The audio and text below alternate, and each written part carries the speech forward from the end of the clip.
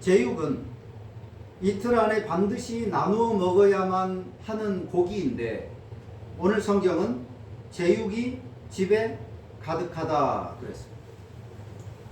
제육이 집에 가득하다라고 하는 것은 복을 받아서 육고기가 많이 있다, 하나님의 복을 받은 부자다, 그런 뜻이 아닙니다. 당연히 나누어 써야 할 것을 개인이 독식했다 하는 그런 말입니다. 이틀 안에 빨리 먹어 치웠어야 되는 것입니다. 나누어 먹었어야 되는데 그것이 집에 가득하다는 것입니다. 본래도 부자였지만 그것을 나누지 않고 자기 창고에 남겨둔 것입니다. 그것도 많이. 당연히 이로 인해서 가족 간에, 친지 간에, 이웃 간에 다툼이 생긴 것입니다. 왜 하나님의 말씀대로 하지 않는가? 하나님께서 나누라고 했는데 왜 나누지 않고 혼자만 잘 먹고 잘 살려고 하느냐? 이틀 안에 먹지 않으면 효능이 없다는 것을 모르지는 않았을 텐데 이 사람은 버릴지언정 타인에게는 주지 않겠다는 욕심이 그 마음에 가득했던 것입니다. 버리느니 남주지 하는 그런 말을 할 수 있지만, 그러나 이 사람은 버릴지언정 다른 사람에게, 그 사람이 내 가족일 수 있고 친지일 수 있고 이웃일 수 있지만 아깝다는 거예요. 그래서 하나님의 저주를 받을 수도 있고 아무 복과는 상관없는 단지 육고기일 수 있고 심지어는 그 육고기가 부패되어 썩을 수도 있지만 그럼에도 나누지 않는 욕심이 가득한 사람이었던 것입니다. 다 같이 먹고 배부르고 만족하면 자신이 더 돋보이지 않을 것이라고 하는 극도의 이기심이기도 했던 것입니다. 내가 더 부자고 더 많이 부자여서 돋보이고, 그래서 내가 나누어 주는 것, 떼어 주는 것을 사람들이 먹고 그래서 나를 존경하고 나를 우러러 보아야 되는데 그냥 똑같이 나누어 먹어버리면 자신이 두드러지지 않게 된다는 것입니다. 마치 부자들의 부스러기 같은 것입니다. 부자가 되면, 한쪽으로 부가 쏠리게 되면 그 사람에게서 부스러기가 떨어지지 않겠느냐. 모두가 평균하게 다 골고루 나누면 재벌이 될 수 없고 재벌이 나올 수도 없고 우리 사회에 부호가 나올 수 없다. 그래서는 국가적으로 사회적으로 경쟁력이 없다. 골고루 나누어 먹어서는 안 된다. 그래서 한쪽으로 몰아서 좀 힘있는 기업을 세우자. 이게 부자들의 재벌의 부스러기 논리. 그 부스러기를 나누어 주면서 자신을 돋보이게 하려는 것입니다. 그러면서 또한 시혜의 자기만족. 그러니까 자신이 남에게 베풀면서 나는 이런 사람이다, 나는 잘 살았다, 복 받았다, 괜찮은 사람이다 라고 하는 스스로 남에게 베풀어 주면서 거지에게 적선을 하면서 그 사람을 정말 불쌍히 여기는 마음으로가 아니라 나는 이런 사람이구나 라고 하는 스스로의 만족을 느끼기 위해서 적선을 하는 그런 사람의 모습을 오늘 본문에서 우리는 보게 됩니다. 가족이나 나아가 친지나 이웃 간의 공동체성이 이미 무너진 모습입니다. 나누지 않고 독식하는 이 복의 과잉, 복을 지나치게 받은 것은, 이 복은 썩고 오히려 자신에게 해가 되고 독이 된다는 이치를 모르는 어리석은 생각입니다. 오히려 그것 때문에 주변의 것들까지 다 부패하고 썩게 된다는 사실을 모르는 것입니다. 내 안에 있는 욕심은 사망에 이르기까지 불만족하는 절대 채워지지 않을 밑빠진 항아리인 것을 모르는 무지함입니다. 복이 오히려 화목을 파괴하는 역설을 오늘 본문이 보여줍니다. 받을 때는 복이었는데, 그런데 그 복이 오히려 받지 않음만 못하게 돼. 그 복으로 인하여 받을 때는 복이었는데 그 복이 독이 되어서 자신을 망칠 뿐만 아니라 주변을 망치게 되는 그런 역설을 오늘 본문이 지적하고 있는 것입니다. 예수님을 화목제물이라고 성경은 말씀합니다. 하나님께서는 우리에게 자기 아들을 아끼지 아니하시고 화목제물로 내어주셨습니다. 예수님의 그 십자가의 죽으심으로 한 번으로 영원한 제물이 되어 주셨습니다. 하지만 그것으로 끝이 아니었습니다. 오고 오는 모든 신자들의 공동체인 교회가 성찬을 통해서 천국의 영원한 양식인 그 제물, 곧 예수님의 살과 피를 먹고 마시는 의식을 통해서 우리 영혼을 살아가게 하셨습니다. 은혜를 전달하는 수단으로 성찬의 제도를 우리에게 주신 것입니다. 자, 이 성찬은 개인이 셀프로 시행하지 않습니다. 그렇게 좋은 것이니까 나 혼자 집에서 하루에도 12번씩 하면 더 좋지 않을까?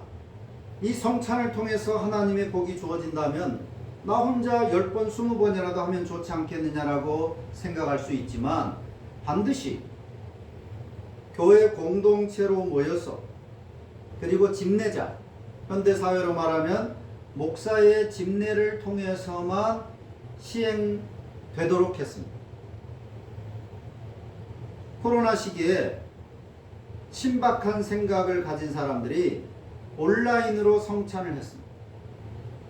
평상시에는 별로 신경 쓰지 않던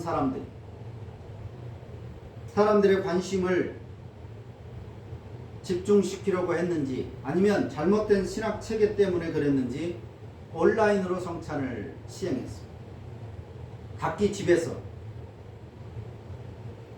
포도주를, 빵을 준비해서 화면을 보고 목사를 따라서 그 빵과 포도주를 먹고 마시고, 그러면서 하나님의 복 받았다. 비록 같이 모이지 못했지만 이렇게라도 하는 게 어디냐 하는 자기 만족, 그런 관심을 일으켜 또 많은 교회들이 같이 따라했고, 대단히 지혜롭다 이렇게도 말해지기도 했었습니다. 하지만 그것은 하지 않음만 못하는 것입니다. 성찬에 대한 신학적 이해가 모자람 때문입니다. 성찬은 성경이 분명히 교회 공동체가 모여서 공신력 있는 지도자에 의해서 시행되어야만 그것이 효력이 있다, 효능이 있다, 올바르다 라고 성경이 우리에게 가르치고 있는 것입니다. 그래서 모일 때마다 행하는 것입니다. 각자가 알아서 하면 좋겠는데 모일 때마다 공동체로 모일 때마다 모일 때에 하도록 한 것입니다. 당연히 부자라고 해서 더 많이 먹고 마시지 못하고, 가난하다고 해서 빵을 절반 주거나 포도주를 반잔만 주는 것도 아닙니다.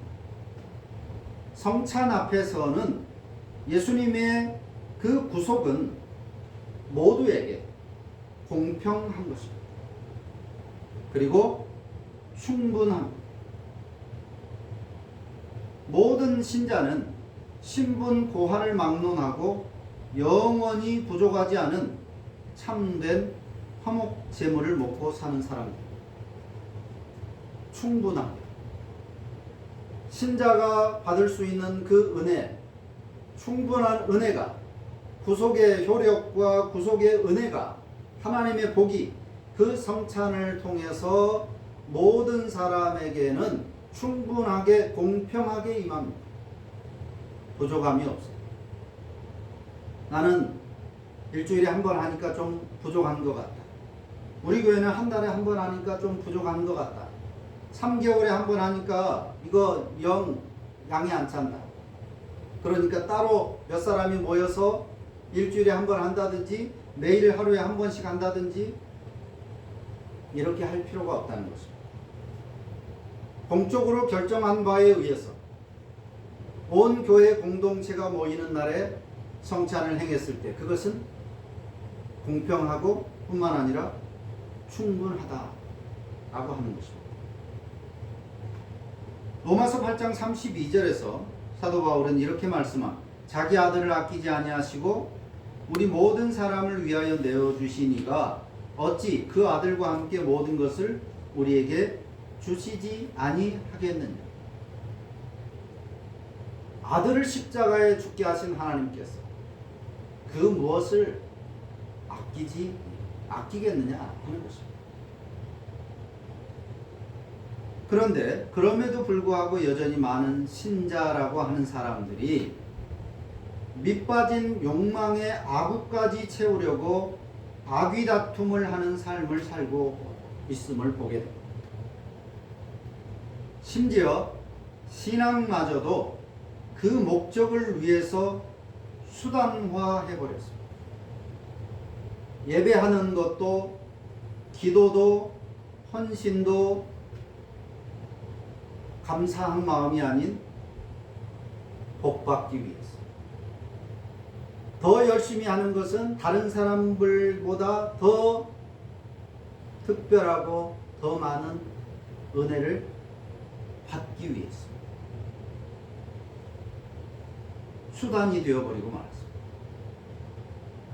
그렇게 욕망의 바다에 잠겨 죽어가면서도 만족할 줄 모르고 만족과 감사를 잃어버리게 하는 것이 바로 인간의 죄성입니다.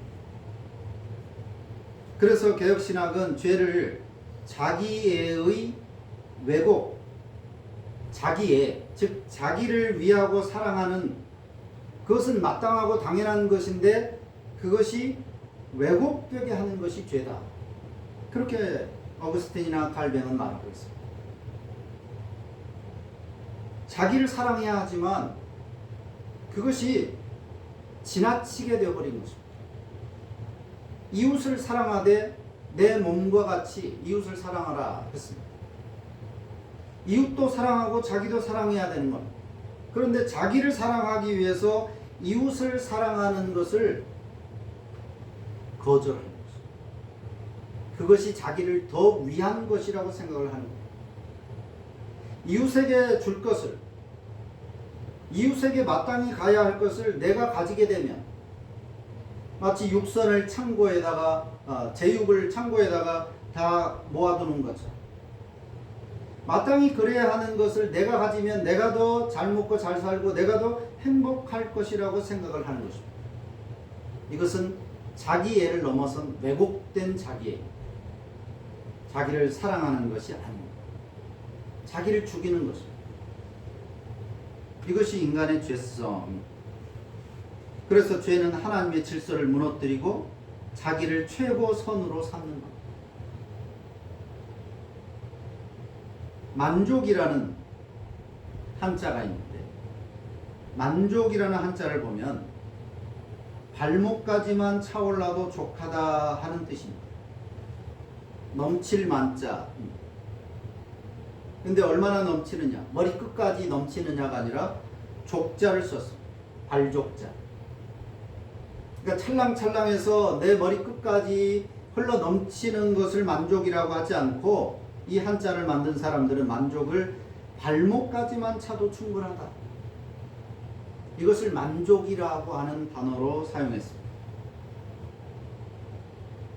바울이 말하는 빌립보서 4장 11절에서 자족이라는 말과 맥을 같이 하는 것입니다. 자족한다. 많이 있어서 내가 만족한다는 뜻이 아닙니다. 바울은 내가 가난해도 만족하고 또 많이 가졌다고 해서 그것 때문에 뭐 달리 생각하지 않고 그래도 감사하고 어떤 형편에 처하든지 나는 감사하고 만족한다. 이걸 자족이라는 단어로 표현했는데 만족이라는 한자와 맥을 같이 하고 있습니다. 그런데 하나님과 화목 그리고 이웃과의 화목을 위한 감사의 제사를 기껏 드리고 정작 복은 자신만 누리겠다고 욕심을 부리는 모순된 그런 신앙이 비일비재하게 우리 주변에서 보여지고 있다는 것입니다. 아직 오지도 않은 내일에 대한 두려움 혹은 독식하려는 욕심이 마땅한 삶에 대한 의지를 눌러 질식시켜 버리는 것입니다. 즉 자기 애가 너무 지나쳐 버린 것입니다. 자기에 대한 염려, 자기에 대한 존중, 생각 이것이 마땅한데 그래야만 하지만 그것이 지나치게 되면 독이 되어버리고 마땅히 살아야 할 삶을 살지 않게 해버린다는 것입니다. 이것이 인간의 죄성입니다. 자기에 대한 왜곡된 사랑. 결국 믿음으로 드린다는 제사가 믿음 없음을 드러내는 아이러니가 반복되는 것입니다. 이 제육이 집에 가득하다는 얘기는 제사를 자주 했다는 것입니다. 이런 이유로 저런 이유로 제사를 자주 한 것입니다. 그러면 사람들은 그럴 겁니다. 아, 저 사람 정말 신실한 신앙이에요. 굳이 제사를 또 안 드려도 될 것 같은데 하나님 앞에 제사를 또 드립니다. 이런 일로 저런 일로 아침에 저녁에 사람들은 그 사람을 좋은 신앙을 가졌다고 생각할 것입니다. 믿음이 좋다라고 말할 것입니다. 하지만 그 사람의 본심을 알게 된다면 오히려 그 제사의 횟수가 많을수록 그 사람은 사람들은 속일 수 있을지 모르겠지만 하나님 앞에서는 자신의 믿음 없음을 계속해서 증명해 보이고 있는 꼴입니다. 예배를 하고 기도를 하고 헌신을 하고 헌금을 하고 이 모든 일들을 보면서 사람들은 칭찬합니다. 야, 저 사람 장로감이지. 옛날에는 아, 저 사람 신학해야지. 목사가 돼야지. 저 사람 직분 줘야지. 저 사람 믿음 좋다, 신앙 좋다. 한 번도 빠지지 않고 예배 나오고 기도 열심히 하고 헌신하고 좋은 믿음이라고 말할 것입니다. 하지만 그 본심이 오늘 제육을 자기 집에 쌓아두고 있는 이 사람과 같은 마음이라면 나만 잘 먹고 잘 살아야지. 먼저 내가 잘 돼야지. 그리고 잘 되면 다른 사람들에게 내가 부스러기를 나눠주면서 자기 만족하고 또 사람들에게 우러름을 받아야지 하는 이런 마음. 이러면 사람들이 내게 믿음 있다고 해주겠지. 칭찬해 주겠지. 또 하나님이 나에게 복 주시겠지. 다른 사람보다 더 빨리 집 사고 빨리 승진하고 빨리 성공할 수 있겠지. 그것을 목적으로 이런 신앙 행위를 하고 있다면 오히려 자신의 믿음이 거짓이고 잘못되었다는 것을 열심히 증명하는 꼴이 되는 것입니다. 하나님께서는 이미 우리에게 참된 화목 제물을 주셨습니다. 눈에 보이는 것, 사람들이 평가하는 기준, 즉 세속적 기준에서는 겨우 발목밖에 차지 않았다라고 생각할지라도 마른 떡 한 조각만 가졌다 해도 예수 그리스도라는 화목 제물을 통해 그 효력을 먹고 있는 우리는 만족할 수 있어야 한다는 것. 그래서 감사하는 삶을 살아야 한다는 것입니다. 사람들이 볼 때는 세상적인 기준으로는 실패한 인생이라고 말할 수 있습니다. 저 나이에 그 시간 동안 뭐 했냐? 가진 것도 없는 것 같고 또 세속적인 기준으로 볼 때는 별거 없는 그런 삶이라고 평가할 수도 있다는 거예요. 겨우 발목 잠긴, 물에 발목밖에 잠기지 않은 그런 사람으로 보여질 수 있습니다. 그렇게 평가받을 수 있다는 것입니다. 하지만 우리 신자들은 이미 화목 제물이신 예수 그리스도를 통해서 이미 넉넉하고 흘러넘치게 충만한 은혜를 받았습니다.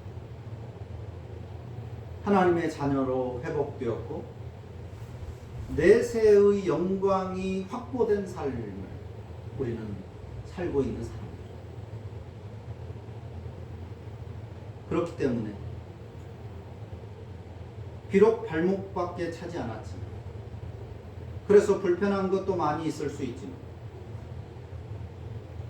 그럼에도 우리는 내 삶에 대해서 만족하고 그리고 감사할 수 있어야 한다.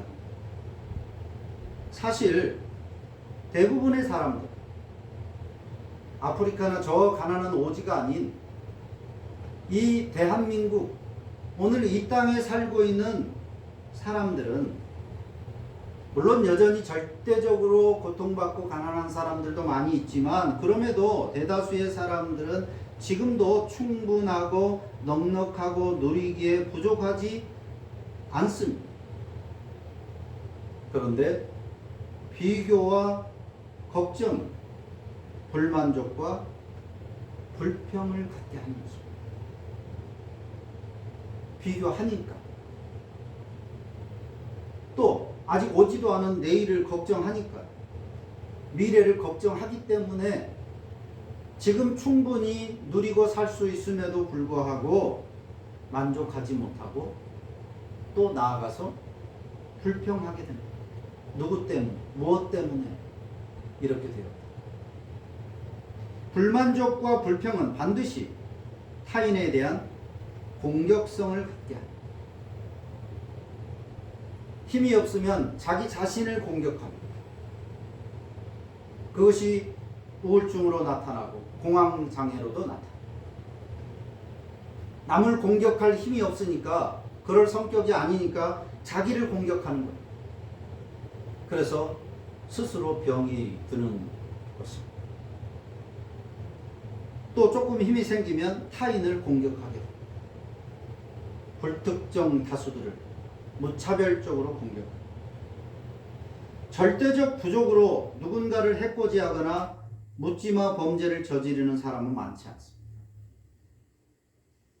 매스컴에 종종 등장하는 그런 범죄를 저지르는 사람들을 보면 정말 절대적으로 가난했어요. 애기 분유가 없기 때문에 할 수 없이 분유 한두 통을 훔치는 사람이 있기도 하고 굶어 죽을 수밖에 없는 상황이기 때문에 남의 것을 조금이나마 훔치는 그런 사람이 혹가다 있지만 대다수의 경우를 보면 그렇게 절대적 부족에 처한 사람들이 아닌 것을 볼 수 있습니다. 남보다 더 많이, 지금보다 조금 더 가지려는 욕망에 눈이 멀어버린 그런 사람인 것을 우리는 알게 됩니다. 상황이나 형편이 문제가 아니었던 것. 잘못 설정된 의지, 죄된 의지가 멸망의 구덩이로 그 사람을 이끄는 거예요. 올해 2026년이 병5년이라고 합니다. 병5년. 붉은 말이라고 합니다. 적토마, 옛날 삼국지에 관우가 탔다고 하는 적토마, 붉은 말의 해라는데 종교개혁자인 마르틴 루터는 노예 의지론이라는 유명한 책을 썼는데 그 책에 보면 인간을 말과 같다 그렇게 설명합니다. 인간은 말과 같다. 우리 어깨에 누가 올라타느냐에 따라 조종당한다는 것입니다. 루터는 그렇게 우리 어깨에 올라타는 존재를 하나님과 사탄 이 둘로 설명합니다. 중간은 없다고 합니다. 둘 중 하나가 언제나 우리 어깨에 올라탑니다. 그렇게 말합니다. 모든 인간은 말과 같다. 근데 그 말의 위에는 반드시 하나님이든 사탄이든 둘 중 하나가 타고 있다는 것입니다. 하나님이 올라타면 하나님의 길을 달려가고 사탄이 올라타면 하나님과 반대 방향으로 달려갑니다. 이 말을 한 루터의 의도는 그만큼 인간의 의지라는 것이 약하다라고 하는 사실을 지적하려고 하는 거예요. 인간이 아무리 결심을 하고 다짐을 하고 손을 자르고 칼로 몸을 그어가면서 결심을 해도 그 결심이 오래 가지 못한다. 쉽게 무너진다. 인간의 의지는 그렇게 약하다. 만물의 영장이니 온 세상을 다스리는 왕이니 그렇게 말하지만 알고 보면 인간의 본성 의지라는 것은 죄로 물들어 있기 때문에 절대로 올바른 삶을 살 수가 없는 거예요. 그런데 거기에 사탄이 올라타 버리면 그 속도는 말도 못하게 더 깊은 죄로 빠져들어가게 되고 하나님이 올라타시면 그나마라도 나은 삶을 살아갈 수 있는 그런 존재가 인간이기 때문에 잘난 척하지 말라는 거예요. 자신하지 말라는 거예요. 우리 인간들의 지난 삶을 돌아봐도 누구라도 마찬가지예요. 내 의지대로 내가 내 삶의 주인이 되어서 살아가는 것이 아니라는 사실을 어렵지 않게 발견할 수 있습니다. 연초에 보통 야심차게 한 해의 목표를 세우지만 때로는 그 계획과 의지가 전혀 다른 사람의 관심과 기대에 맞추려는 계획이었다는 것을 우리는 발견하기도 합니다. 왜 그런 계획을 세웠느냐? 누군가에게 보여주기 위해서, 사람들에게 자신을 드러내기 위해서, 사람을 위해서, 그것도 내 자신이 아니라 다른 사람을 위해서, 다른 사람과 비교 우위에 있기 위해서. 결국 나를 위해서 그런 계획을 세운 것이 아니라 다른 사람 때문에 그런 계획과 다짐을 했다는 사실도 발견할 수 있습니다. 근데 그마저도 예상치 못한 돌발 사건 때문에 인생의 항로를 바꾸기도 한 것이 수십 차례고 그런 갑작스러운 일 탓에 슬픔도 경험하기도 한다는 것을 우리는 깨닫게 됩니다. 이것을 두고 루터는 인간은 의지의 노예다라고 표현한 것입니다. 의지의 노예다. 자기 의지대로 할 수 없는 사탄에 의해서든지 하나님에 의해서든지 움직이는 그런 존재라고 말하는 것입니다.